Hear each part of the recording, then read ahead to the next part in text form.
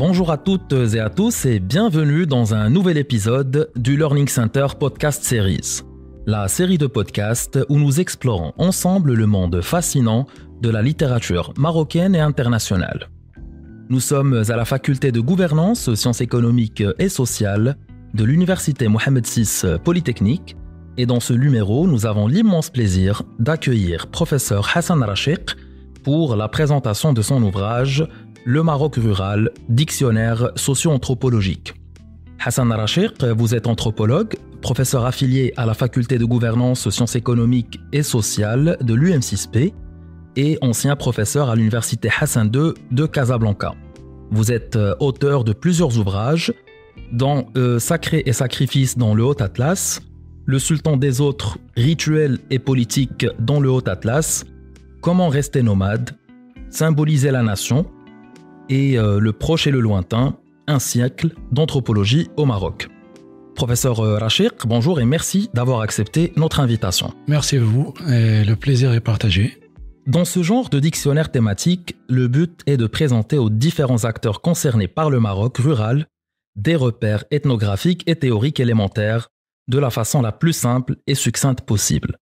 C'est ce que vous indiquez en introduction de votre ouvrage. Pour illustrer ces propos, l'ouvrage regroupe une centaine d'articles présentant de manière simple et concise les notions fondamentales que tout jeune chercheur, acteur rural ou simple amateur devrait connaître sur la campagne marocaine. Professeur Rachiq, votre ouvrage décrit l'univers institutionnel et mental du paysan comme étant sans limite. Pourriez-vous nous éclairer sur ce concept et nous dire comment cette perspective a influencé la structure et le contenu de votre dictionnaire? Bien, alors je pense que pour illustrer ça, donc il faudrait juste décrire mon attitude au début de ma recherche dans le Haut-Atlas. Je partais travailler sur le rituel et je pensais que j'allais décrire tous les rituels de la vallée où j'ai travaillé, la vallée Aït Mizan. Et donc, les rituels, depuis les rites de passage, depuis la naissance jusqu'à la mort, en passant par les rites du mariage, les rites collectifs, les rites agraires, les rites. J'étais un peu novice et je croyais que j'aurais pu mettre toute une culture dans un livre ou deux livres. Et je me suis aperçu par la suite que même le rituel du Marouf, qui est l'objet de ma thèse, était un sujet beaucoup plus vaste et qui méritait encore davantage que le livre que je lui ai consacré. Mmh. Alors, illimité, ça veut dire tout simplement que l'exemple que je donne dans le livre, c'est observer un paysan qui est en train d'irriguer. Demandez-lui quel est le nom de l'instrument, quels sont les vocabulaires utilisés pour les gestes. Ça, vous aurez vraiment une vanne sur la technologie. Demandez-lui, est-ce que les femmes peuvent piocher avec une houe? Oui, non. Souvent, c'est non. Et là, vous avez la division sexuelle du travail. Vous pouvez poser la question sur la parcelle qu'il est en train d'irriguer. Mais je sais qu'il y a au moins 7 ou 8 noms pour désigner les parcelles. En berbère. Et chaque parcelle a un mot technique, selon la taille, selon le sol, etc. Et ainsi de suite. Chaque fois que vous posez une question sur un aspect, vous ouvrez une vanne ou une porte qui donne sur d'autres portes, qui donne sur d'autres portes, qui donne sur d'autres portes. Normalement, le novice que j'étais, je me suis dit, bon, c'est une sorte de pièce, une maison, je vais ouvrir les portes et puis je vais décrire la maison. Mais il se trouve qu'il n'y a pas de maison. Il n'y a que des portes qui donnent sur des portes, qui donnent sur des portes. Et donc, petit à petit, il fallait tout simplement, et c'est ça la recherche, dire, bon, je vais être modeste, je vais uniquement me consacrer à. Et même le dictionnaire, il y a plusieurs aspects que je ne maîtrise pas, que je n'ai pas eu le temps vraiment d'explorer.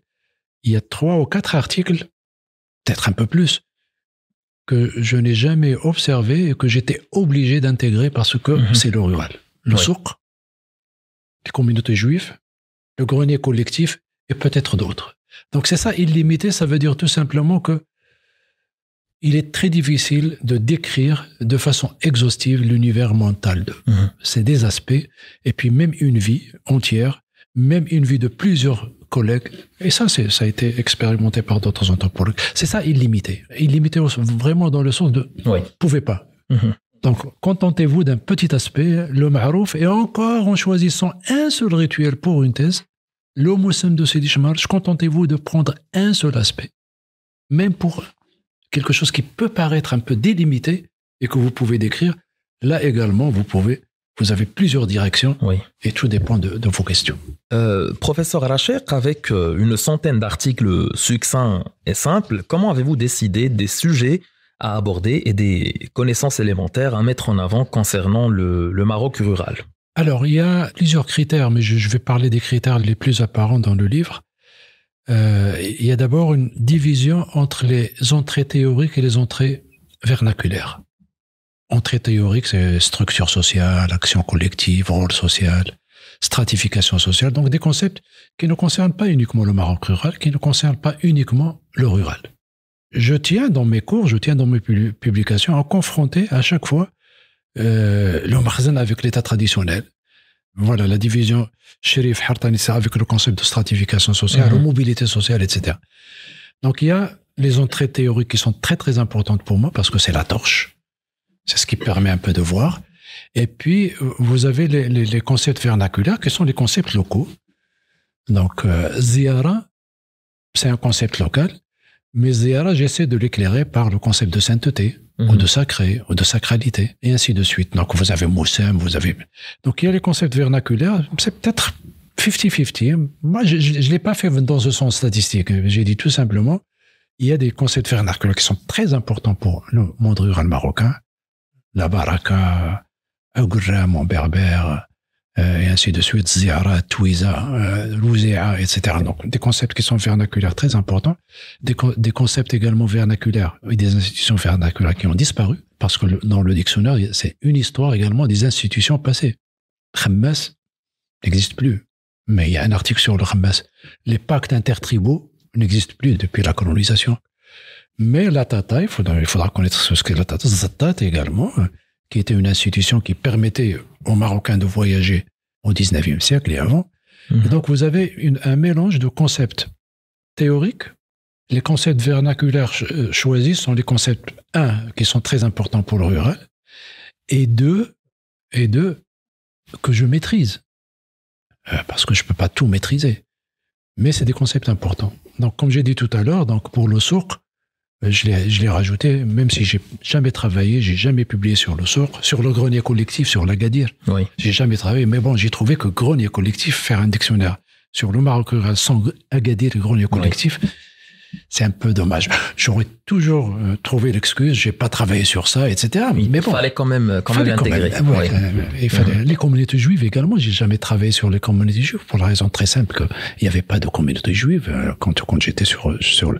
Mais bon, ils font partie de l'histoire du Maroc rural. Oui. Et donc j'étais obligé de rajouter. Donc voilà un peu le critère théorique vernaculaire. Et il y a le critère de l'importance, mais également le critère de la compétence de l'auteur. Alors, vos expériences depuis votre travail de terrain chez les Zemmour en 1980 jusqu'au Nomade de l'Oriental en 1991, en passant par le Moyen Atlas en 85 et le Haut Atlas de 82 à 91, semblent avoir grandement influencé cet ouvrage. Pouvez-vous partager une expérience particulière ou une rencontre qui a profondément marqué votre compréhension du Maroc rural? Je sais que l'exercice peut être compliqué, professeur Racher, puisque vous avez vécu plusieurs expériences, mais une seule qui vous a particulièrement marqué. Alors, il y a un contexte, il ne faut pas le cacher, le contexte du séisme qui a malheureusement frappé le Haut Atlas, une région que je connais assez bien, donc je ne connais pas toute la région, mais je connais la vallée d'Asni, la vallée d'Amzmiz, et on a beaucoup parlé de l'hospitalité, de la solidarité. Il y a un article sur la solidarité, oui, mais il n'y a pas un article sur l'hospitalité. Alors, l'hospitalité chez les sédentaires du Haut Atlas, avec le peu de choses, un paysan, vraiment, de la nature modeste, un peu d'huile, un peu les œufs, un morceau de pain, etc. Mais bon, mais quand même, il t'invite et il est heureux pour toi, etc. Oui. Et vers la fin, il y a une fille qui vient me dire, ma mère vous donne ces 3, voilà, c'est tout ce que nous avons, 3 œufs. Et ça m'a coupé. Et puis, même après, il y a une expression magnifique. Une fois qu'il te quitte sur le seuil de la maison, il te dit « Aoudat al-khair ». Racontez du bien. C'est-à-dire que je n'ai pas assez de ressources pour vous donner une hospitalité à votre rang, parce que tu es l'oustad, tu es le chercheur, tu es le citadin, etc. Mais voilà, j'ai fait mon possible, oui. J'ai fait de mon mieux, et puis à vous de raconter du bien et de dire, bon, t'as la fille, d'accord, donc il m'a bien reçu, etc. Oui. Et il y en a d'autres comme ça, donc sur cette, pas la mentalité, sur les attitudes des paysans, sur leur altruisme, mais on a également sur leur égoïsme. Moi, je magnifie pas les paysans, je vais pas leur jeter uniquement des fleurs, mais c'est sur l'hospitalité, sur le partage, sur la solidarité, oui, c'est des choses qui m'ont beaucoup frappé. Professeur Racher, dernière question. Comment avez-vous choisi les populations ou les régions spécifiques à étudier au sein du vaste paysage rural marocain? Y avait-il des critères spécifiques que vous avez pris en compte dans ce sens? Alors là également, je raconte ça dans le livre Devenir anthropologue. Chez soi, interpréter sa propre culture, il n'y a que du hasard. Donc il faut saisir le hasard. Le choix des Zemmour, c'était parce que c'était proche. J'étais un étudiant fauché. Et donc il fallait choisir la tribu la plus proche de Casablanca, donc prendre un autocar jusqu'à Casa et un taxi de Casablanca jusqu'à Khmissat ou jusqu'à Tifelt. Au début, j'avais choisi Zayan, Khnifra, la région de Zayan, sur laquelle j'ai beaucoup lu. Mais en dépit de mes lectures, en dépit de ma passion pour cette région-là, donc j'étais obligé de choisir les Zemmour. Le Haut-Atlas, c'est grâce à l'Institut agronomique, avec Abdallah Hammoudi, sociologue à l'Institut agronomique à l'époque. Donc ils avaient un projet là-bas, et donc il y avait de la logistique, il y avait une entrée, donc j'ai abandonné un peu. Pour des raisons logistiques, j'ai abandonné les Zemmour pour passer une dizaine d'années là-bas. Même chose pour l'Oriental, c'était l'occasion d'une consultation. Mais je me suis dit, consultation, nous avons dépensé plusieurs millions, une grosse enquête de 1500 questionnaires, 200 entretiens, les billets d'avion, le train, les enquêteurs, une quinzaine de véhicules, etc. Donc, pourquoi ne pas écrire un livre? Donc, j'ai prolongé un peu et j'ai écrit un livre. Donc, les terrains, c'était vraiment pas choisi par moi. Par la suite, j'ai accepté. J'avais mon mot à dire. Mais au début, on me l'a proposé. Et j'ai accepté, parce qu'on m'a proposé d'autres terrains que j'ai pas accepté. Professeur Racher, au nom de nos auditrices et de nos auditeurs, je tiens à vous remercier pour les éclaircissements apportés au sujet de votre ouvrage intitulé « Le Maroc rural, dictionnaire socio-anthropologique ». Cet ouvrage n'est pas seulement un recueil d'informations, mais une véritable immersion dans la vie, la culture et l'histoire des régions rurales marocaine. Professeur Racher, merci d'avoir accepté notre invitation. Merci à vous et je vous souhaite bon courage. Merci. Chères auditrices, chers auditeurs, restez à l'écoute pour d'autres épisodes tout aussi captivants et n'hésitez pas à partager vos réflexions avec nous en commentaire. C'était le podcast du Learning Center. Je vous donne rendez-vous très prochainement. Restez à l'écoute et à très bientôt.